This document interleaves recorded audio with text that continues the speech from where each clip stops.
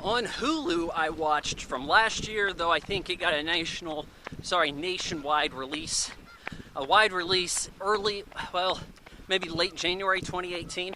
You know, because you got to position yourself for the Oscar nominations, and it worked for them. I, Tonya, directed by somebody who did a competent enough job, starring Margot Robbie. The real star of the movie is Allison Janney, who plays Tonya Harding's mom. Of course, Margot Robbie, whatever her name is. She's Tonya Harding, and she's okay as Tonya Harding. It's just doesn't look anything like her. They didn't try too hard with prosthetics. I think they had her gain some weight for a scene or two. This is largely based on interview footage that contradicted each other as the suspects in the Nancy Kerrigan attack in 1994, which I remember happening. I remember them cutting into TV to talk about this with Nancy Kerrigan doing the why? You know that bit. Yeah, I remember that going down. But anyways, this is fairly sympathetic to Tonya Harding. It shows her being caught up by being raised by monsters, an abusive mom, finding herself in an abusive relationship with a moron who ends up taking things too far and orchestrating an attack on Nancy Kerrigan so his wife could get into the Olympics again. You know, so she could win. Not really entirely unprecedented of a move. It's kind of something you expect to see more often. But though now I think it would be messing with a drug sample, right?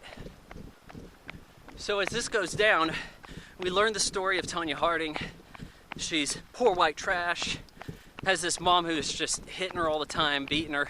But Allison Janney really carries the early part of this movie. It's just a shame that with such gold they had in her performance, I believe she got an Oscar for Best Supporting Actress here, that she bit the dust really in this movie. Well, she didn't die, but she checked out a little soon. Comes back, kind of remind you, hey, I'm still the best part of the movie. Forget the fact that Margot Robbie kind of sort of skates and then they CGI her head onto somebody else who does actual moves. And I can tell when that goes down because CGI is obvious these days. Because everything has to have a green tint to it because we need to stand in a green backdrop and not light shit properly. So as this is happening, we go up through the 80s. She's a little girl hunting with her dad. She can fix cars. She tells the story directly to the audience at times. Like we're seeing these vignettes of her growing up, but then she'll talk to the camera. And she grows up quickly.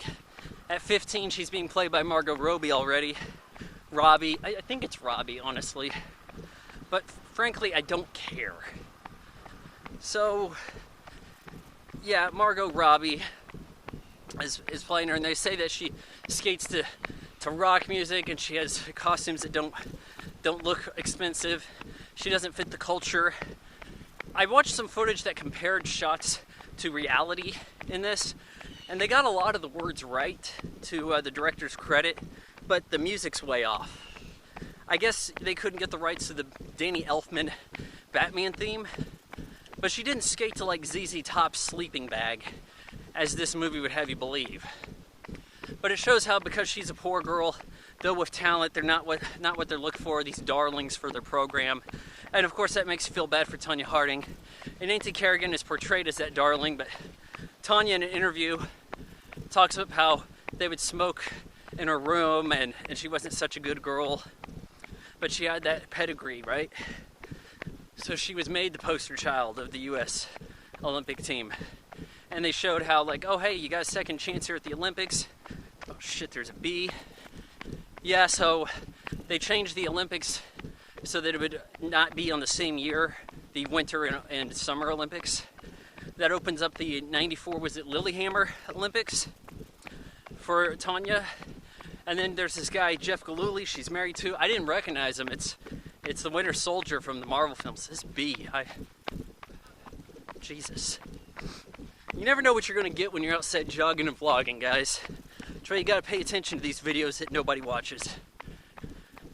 So, he has some doofus friend lives in his mom. But I don't look like a basement dweller, and I think that's why I like it. Because it's kind of a surprise move. Like, oh, this guy looks successful. He looks like he has money. Wrong. Well, this guy looks like a basement dweller. Claims to be like special forces and shit and counter-terrorist knowledge. He's bodyguard. Shit, I'm getting bit by stuff. Anyways, he sets up these idiots to hit Nancy Kerrigan with a cane. And now everybody's getting blamed. And you see how this unfolds and how people question him. And he leaks information like a sieve. And now it's being blamed that Tonya wanted this done. But they didn't really have all the evidence in place, so she got to skate in the Olympics. But she was too stressed out. Was she ill-prepared with equipment? Didn't have the lace on her skate? That part didn't make a lot of sense. Like, don't you go to the Olympics with, do they not have this stuff on hand? Didn't add up to me. Excuses, of course, like LeBron blames. So, yeah, she falls, but at one point in the world, she says, it wasn't an Olympic year. I think she said it was like 91. She was the best skater in the world at one time. The first American woman, or the second woman overall to land the, was it triple Lutz? Or was it triple axel? One of the two. I think they called it the triple. But anyways, yep, you got a sympathetic tale of Tonya Harding. This is like the kind of movie she wanted.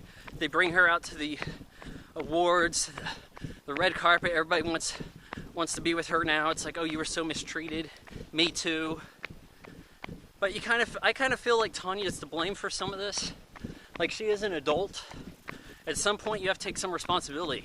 You had enough responsibility to train and excel at the Olympics, but you just so desperately needed to be around this Gillooly asshole. Give me a break. This was a good movie. It was entertaining. It was funny at times.